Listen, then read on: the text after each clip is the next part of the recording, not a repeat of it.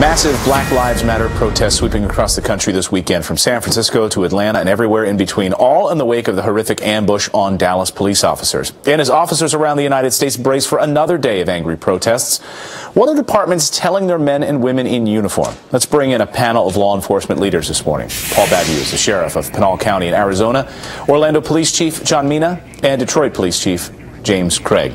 Sheriff, I want to start with you. What are you telling your rank and file officers over the weekend and as they continue in the weeks ahead?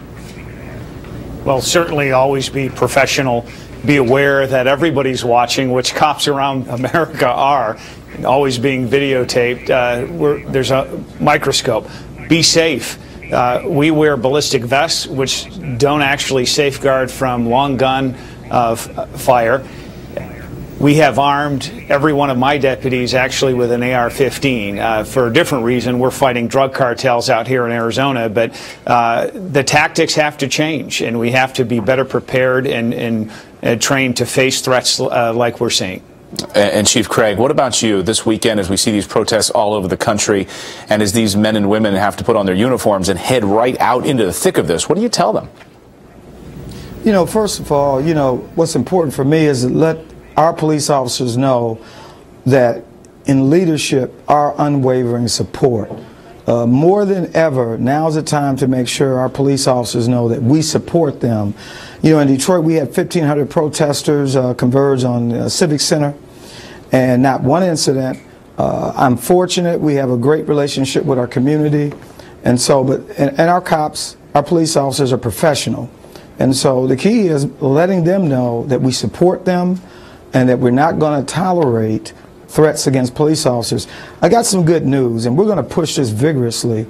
The threats that have been emanating across the internet, first of all, threats to kill white police officers or any police officers, we're pursuing it vigorously. We made 4 arrests for such threats in the last 24 hours. That's great. And we're going to be pushing that up through the federal government.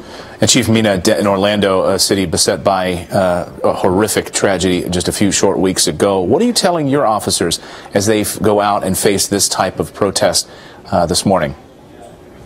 Well, our top priority is the safety and well-being of our officers. So we are stressing them to remain vigilant, be very watchful of their surroundings, and use backup when necessary, but also to remain professional and calm.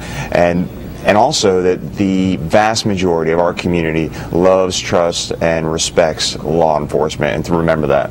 And Chief Craig, you talked about the need for leadership right now. President Obama in Warsaw, Poland, just yesterday said he was confused that he couldn't untangle the motivations of the shooter in Dallas. I want to play this for you and have a discussion about our leadership. Listen. I think it's very hard to untangle the motives of this shooter. As we've seen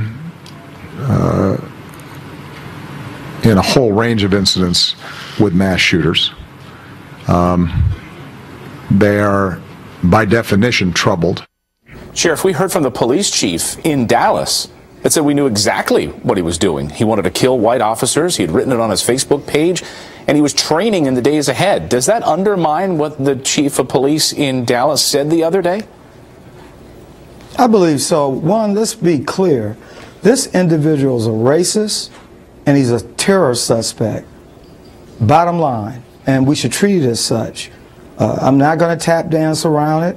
Any threat on law enforcement, any threat on any member of the public, we have to call it what it is. He's a terror suspect. And whether he's suffering from mental illness, I'm not a clinician. That may be the case. We do know this. He's a terror suspect, and he committed an act of terror. Sheriff? And there are others just like him.